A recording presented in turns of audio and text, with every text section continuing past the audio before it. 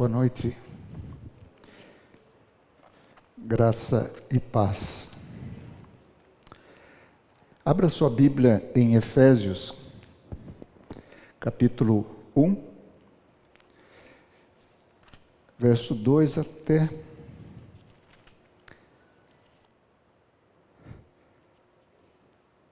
o verso 6. Capítulo 1, verso 2 ao seguinte, e seguintes. Graça a vós outros e paz da parte de Deus nosso Pai e do Senhor Jesus Cristo. Bendito Deus e Pai de nosso Senhor Jesus Cristo, que nos tem abençoado com toda sorte de bênção espiritual nas regiões celestiais em Cristo. Assim como nos escolheu nele antes da fundação do mundo, para sermos santos e irrepreensíveis perante ele, e em amor nos predestinou para ele, para a adoção de filhos por meio de Jesus Cristo, segundo o beneplácito da sua vontade, para louvor da glória de sua graça, que ele nos concedeu gratuitamente no amado. O versículo 2 é a continuação da saudação do remetente. Agora aqui o apóstolo fala sobre pede e cumprimenta, na verdade, os seus leitores, os leitores desta carta. E é uma expressão já típica dos evangélicos, ou de nós mesmos, cristãos, né? Graça e paz. Então nós temos essas duas expressões aqui. É claro que tem outros modificadores aqui.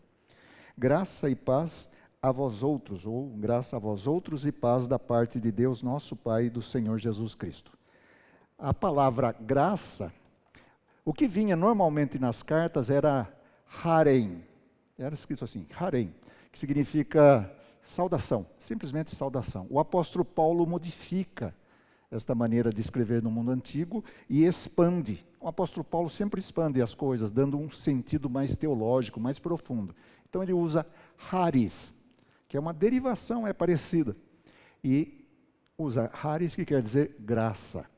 Da onde vem a palavra charme, carismático, carisma, vem tudo daí. Tá? Haris. Haris significa graça e paz, né? Haris significa favor.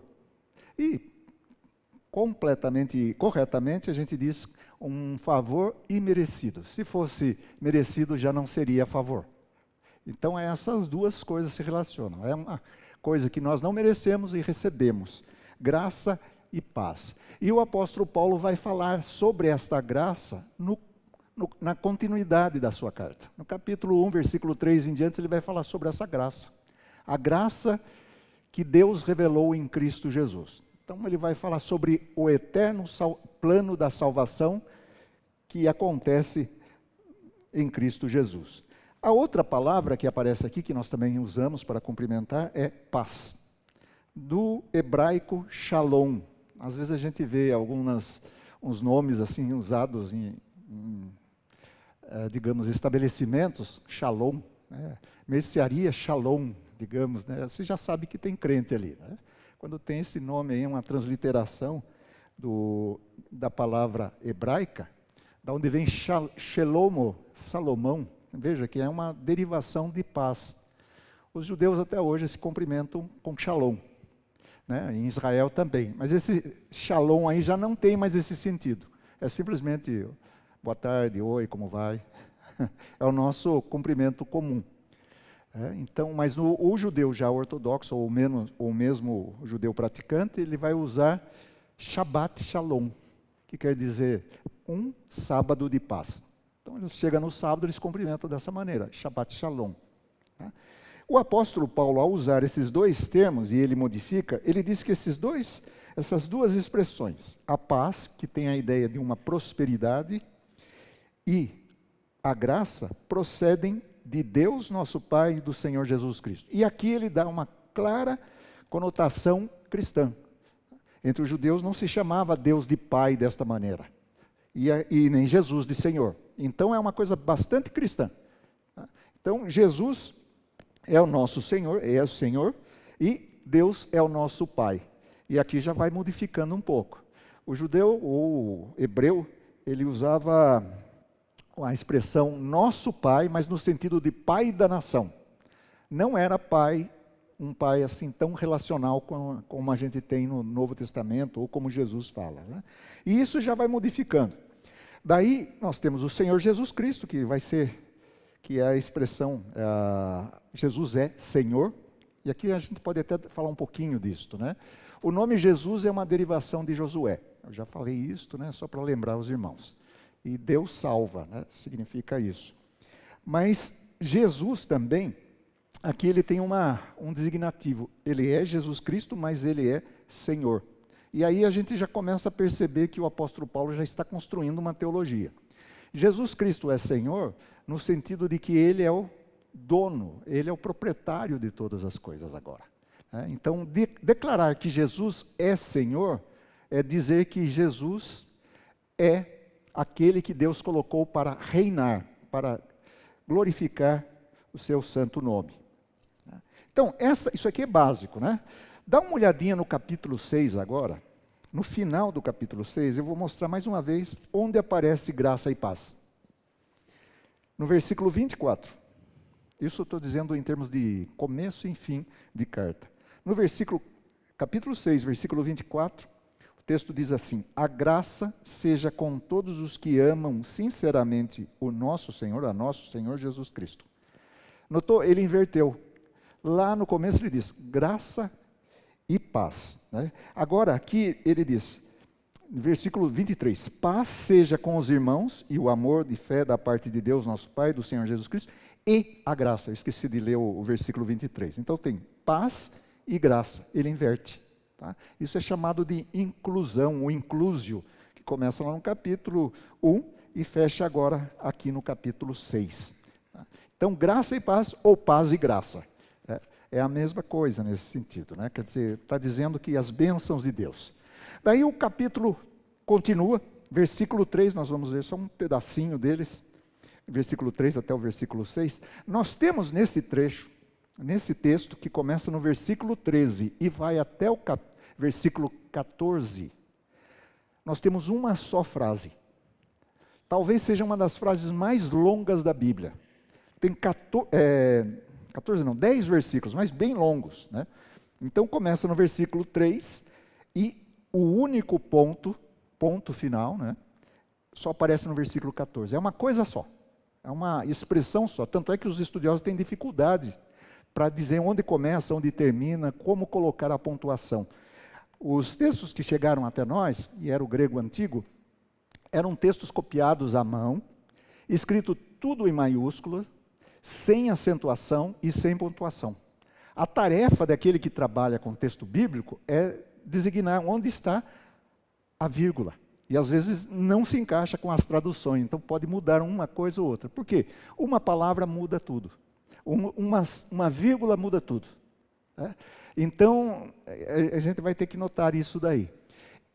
Outra coisa, esse texto que começa no versículo 3 e vai até o 14, é uma disposição trinitária. Você tem aí o Pai, o Filho e o Espírito Santo. No versículo 3 até o versículo 6, é o Pai que planeja. Do versículo 6 até o versículo 12, é a tarefa, a obra do Filho, a redenção. E o versículo 13 e 14 é a aplicação do Espírito Santo. Então, esse texto, que é chamado de um hino, ele é trinitário. Ele fala do papel do Pai, do Filho, do Espírito Santo na economia da salvação, no plano de salvação. Cada um deles tem um papel aí muito claro. No entanto, a pessoa que sobressai e vai até o versículo 14 é o Pai. Tá? Do começo até o versículo 14, nós temos esse texto todo teocêntrico, ou seja, Deus é a pessoa que permeia tudo isto. Por outro lado, Jesus Cristo também aparece em praticamente todos os versículos. Mas tudo o que acontece aqui é do Pai. O Pai que faz isto, Deus é que faz isto, tá? Mediante Jesus Cristo, com a aplicação do Espírito Santo. E a outra coisa que me chama a atenção, nos chama a atenção, é que, já que ele é um hino, possivelmente um hino, ou pelo menos é uma eulogia, né? Eulogia era uma palavra usada para elogio, né? Da eulogia, elogio, vem da mesma palavra, né? Eu conheci um sujeito que ele chamava eulógio, é pastor, e era, o que significa eulógio? Uma boa palavra. Eulogia significa uma bendição, uma palavra boa. Tá? Então, esse texto aqui é típico de expressões de oração judaicas. Nós temos várias aí na Bíblia, fora da Bíblia, que começa bendito. Quando se fala o nome de Deus, bendito seja, bendito seja. Sempre é uma doxologia, e isso provoca amém. Tá? Falou o nome de Deus, disse assim, bendito seja, você diz, amém, eu concordo. Essa é uma maneira reverente de falar o nome de Deus. Então nós temos aqui Deus que é bendito, né? A expressão é bem essa. Bendito Deus, né? Esse o aí é por conta do tradutor. Bendito Deus, ou no máximo, bendito o Deus. Mas teria aí um verbo que não está expresso. Bendito seja Deus? Não, bendito é Deus. Nessa tradução aqui, proposta seria, bendito é Deus e Pai de nosso Senhor Jesus Cristo. E aí começa uma expressão muito cristã. Começar um hino dizendo que Deus é Pai de Jesus Cristo, já é uma confissão cristã. Quer dizer que nós já somos cristãos. O apóstolo Paulo, então, está exaltando a Deus. Nós temos aí duas características. Adoração e louvor. É isso que nós fizemos hoje aqui, fazemos constantemente. Adoração e louvor. O que é adoração? O que é louvor? Adoração é exaltar a Deus pelo que Ele é. Adoração é isso. Nós adoramos a Deus, exaltamos a Deus pelo que Ele é. Ele é imutável, Ele é eterno e assim por diante. Quando nós chegamos no louvor, nós adoramos ou glorificamos a Deus pelo que Ele faz.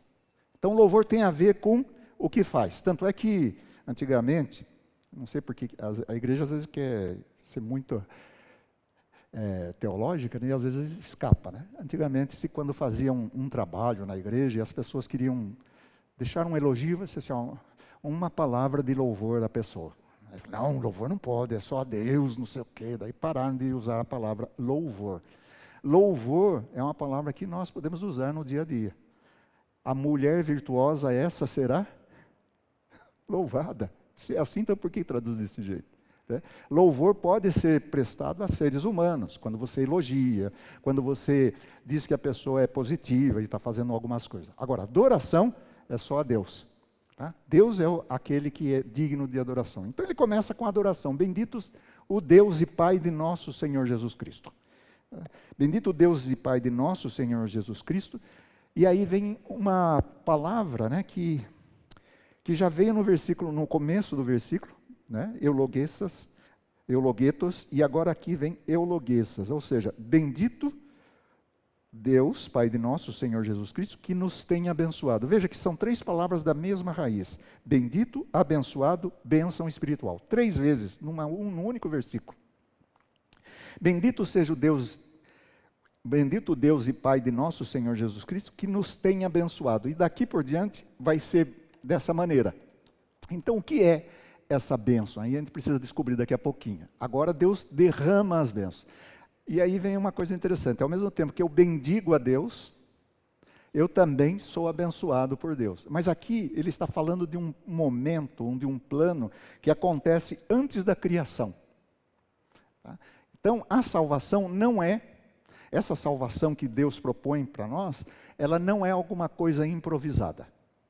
Existe um modelo, uma teoria escatológica, que é o dispensacionalismo, que divide a história em 7 dispensações.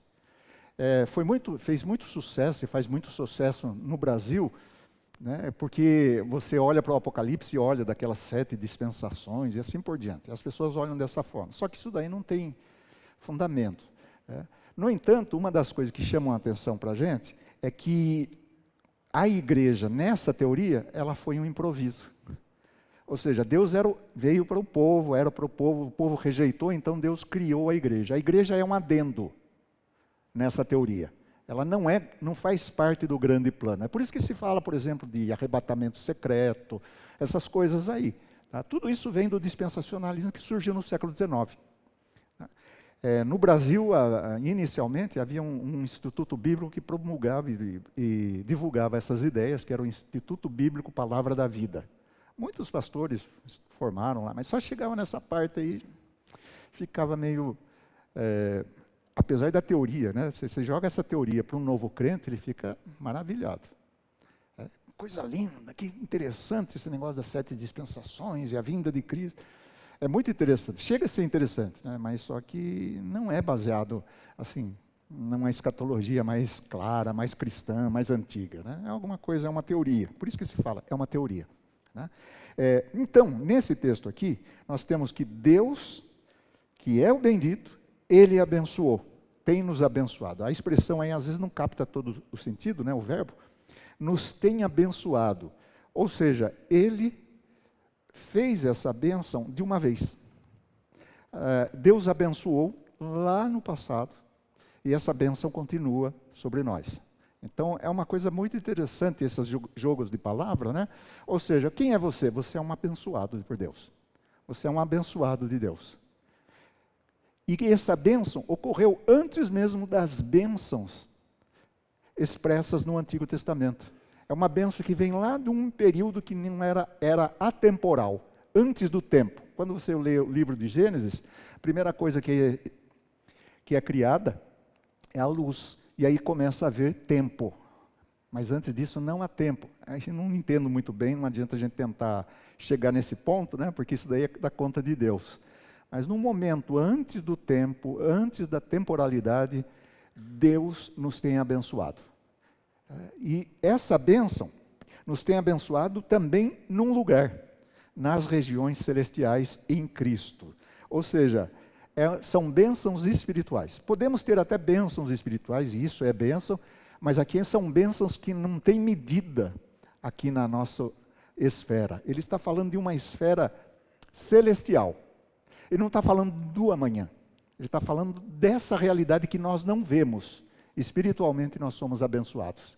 É nessa realidade que também vai aparecer certas figuras no capítulo 2, no capítulo 6, nas regiões celestiais, aí nesse potestade do ar. Também existe isso daí. Mas nós somos abençoados lá em Cristo Jesus. Então a expressão é muito forte, é muito rica, para falar o seguinte: nós somos abençoados por toda sorte de bênção. Deus não é econômico. Ele não é aquele que segura as bênçãos. Ele derrama as suas bênçãos. E aí o que chama atenção é em Cristo Jesus. Então é um locativo, né? Ou seja, ele nesse lugar que é Cristo Jesus, Deus derramou todas as bênçãos. E aí a gente tem que olhar para Jesus. Uma outra coisa que é importante nós notarmos, né? Na verdade, se a gente pudesse, a gente ia fazer uma leitura disso daqui, olhando todos os pronomes, os verbos, né? Mas sem ficar muito rústico, né? Requintado demais. Rústico não, requintado. Né? Então ele diz assim, ó, nos tem abençoado. Veja que essa bênção é plural. Nós temos uma dificuldade, e vai ser mostrado mais para adiante. Qual que é a nossa dificuldade? Nós vivemos numa cultura em que pensamos principalmente em termos pessoais, em termos individuais. Tá? Então, isso não vem de agora, já vem de algum tempo, mas sempre nós pensamos nisso. Eu já escutei muitas vezes isso daqui, ó, a salvação é individual. Não sei quantos já falaram aqui, não vou nem questionar isso, mas quantos disseram assim, né? A salvação é individual. No entanto, o texto está dizendo que Deus resolveu salvar um povo. Ele salva um povo. E então, nós temos que lembrar isto, né? Tem um aspecto plural, conjunto, né? Daí que vem a igreja, e dentro desse conjunto tem as pessoas. Apesar de nós tomarmos uma decisão pessoal, um encontro pessoal, nós somos acrescentados, ou olhando temporalmente, nesse povo de Deus. Tá? Ao mesmo tempo acontece o coletivo e geralmente inicia com o coletivo e depois o individual. Tá? Quando se falava de uma casa, de uma família, pensava-se numa família como no seu todo. Isso é característico do Novo Testamento, né? E a gente precisa recuperar isso. Qual que é a aplicação disto? É importante nós cantarmos de maneira individual, de maneira pessoal. Nós cantamos isso, adoramos, pensamos dessa forma, mas também é importante pensarmos em termos comunitários, como fizemos aqui, orar pela igreja, orar pelas pessoas. Então nós fazemos esse equilíbrio entre a comunidade e a pessoa individual. Nós devemos sempre tomar cuidado, justamente por causa dessa cultura individualista, que às vezes nós cantamos muito eu, tu, sempre uma pessoa. Né? Nós, às vezes até, talvez isso seja uma tradição evangélica, quando principalmente nós oramos, nós fechamos os olhos, né, para ficar mais concentrado, e a gente acaba esquecendo que nós fazemos parte de um grupo, né? Então, nós precisamos resgatar isso, lembrar que nós somos comunidade. E o apóstolo Paulo está escrevendo, nos abençoou. Ele podia dizer, me abençoou. E de fato, nós estamos ali, mas só que nós olhamos para o outro. Tá? É uma nova humanidade que está sendo resgatada e que foi abençoado lá atrás, antes da fundação do mundo. O versículo 4 diz assim, assim como nos escolheu nele, antes da fundação do mundo, para sermos santos e irrepreensíveis perante ele. Aqui já começa a ficar complicado, né? Ainda não, mas versículo 5, que eu acho que é o mais complicado. Assim como nos escolheu nele, aqui vem a eleição. Tá? Somos eleitos, somos um povo eleito. Deus nos escolheu em Jesus Cristo. E aí é importante, não escolheu porque você é melhor, porque eu sou melhor, porque eu sou bom e coisas desse tipo. Ele escolheu, nesse ponto, né, ele olha para Jesus Cristo e nós estamos escolhidos nele. Nós somos eleitos em Jesus Cristo. Ele vai dizer mais por que nós somos eleitos, ou para que nós somos eleitos. Né? Assim como nos escolheu nele, antes da fundação do mundo, é o que eu falei, atemporal, para sermos santos. Agora vem uma eleição e um propósito. O propósito é para. Tá? Não é uma eleição assim, simplesmente para dizer, não, eu elejo. A gente espera isso de quem a gente elege, né? Basta ver que nós não elegemos, nós sozinhos não elegemos uma pessoa num cargo público. É um grupo de pessoas que tem que ter tantos votos para ser eleito. Essa parte de muitas pessoas ainda equivale, vale a pena aqui lembrar que é isso daqui. Deus nos escolheu, então, para um propósito. Um propósito. Já viram essa expressão? Vida com propósito. Né? É um resgate, mais ou menos uma resgate, eu não conheço muito bem, mas um resgate dessa função, desse objetivo em que nós somos escolhidos. Somos escolhidos para sermos santos e irrepreensíveis. Capítulo 1, versículo 1 fala disto, né? Aos santos que vivem em Éfeso. Agora ele faz uma aplicação. Como isso acontece? Porque Deus nos elegeu. Nos elegeu, nos escolheu, né? Nos escolheu para sermos santos e irrepreensíveis. Qual a finalidade da salvação? Sermos a imagem de Deus. É um resgate da imagem de Deus que foi perdida no pecado e que agora nós estamos num processo, o apóstolo Paulo vai falar isso no capítulo 2, num processo de santificação. Santos, separados, mas também que são agora santificados continuamente. Então, como é que eu sei que eu sou escolhido? Se eu desejo viver de maneira santa. Como é que eu sei que faço parte deste povo? Se eu tenho essa necessidade em Cristo Jesus de ser repreensível, inculpável. Né? É como se fosse um cordeiro que não tem mancha nenhuma. Esse é o trabalho que Jesus se propõe, é o que Deus faz. Né? E aí, esses irrepreensíveis, né, esse povo que é escolhido, é para ser irrepreensível, santo, diante de Deus. É para Ele. Tá? Na continuação do versículo ele diz, e em amor. Né? Esse em amor nos predestinou.